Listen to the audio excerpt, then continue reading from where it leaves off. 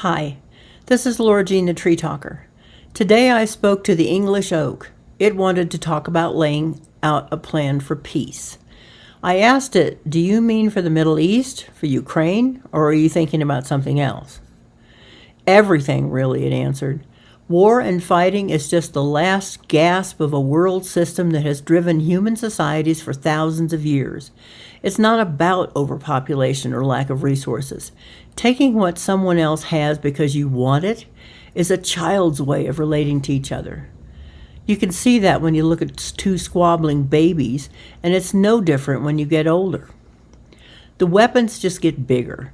You end up with the need for revenge, and tensions escalate. You require bigger and better equipped armies. Then you use up all your resources to fund the armies, and your country goes broke. None of it ever works in the long run, and it's taken all this time for the vast majority of people to finally realize that. Wars don't work. In the end, you won't get what you want. But it seems like this is human nature, I complained. I'm not hopeful that we can make a fundamental change like that, at least not in the short term. Perhaps you could try making your leadership more balanced by putting a lot more women into equal positions of power, it suggested. Part of the problem is that governments have been the nearly exclusive domain of men. Your species has two sexes. If each contributes their unique perspective to the operation of governments, you may find solutions to problems that don't involve fighting each other. That's a thought, I said, and a good one. Working together as equals, we might be able to establish more balanced relations between countries. There are so many places and situations that require the viewpoints both men and women can bring to problem solving. Yes, it exclaimed, and although it could take several years through voting or sometimes unfortunately uprisings, it is something that is possible to achieve. It's doable. And think about the difference it would make within countries. Education, research, and job training would take precedence over military engagement and expenditure. But don't get too pie in the sky, it warned. This isn't something that can happen overnight. It could take decades. But it's something you are capable of working for right now and is necessary if you want to survive on this planet into the future. And that's what English oak had to say to me.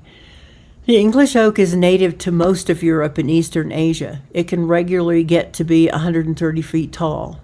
It bears acorns every other year. It supports the highest biodiversity of insect herbivores of any British plant. Jaybirds are the primary seed distributors of wild oaks even today because they bury acorns somewhere else in the forest. There's lots of instances of the oak in myth and symbolism. It was sacred to Thor and was called the thunderstorm tree.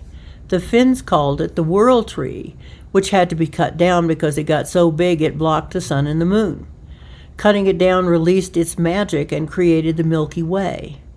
It is a national symbol in several countries. In England, it is known as the royal oak.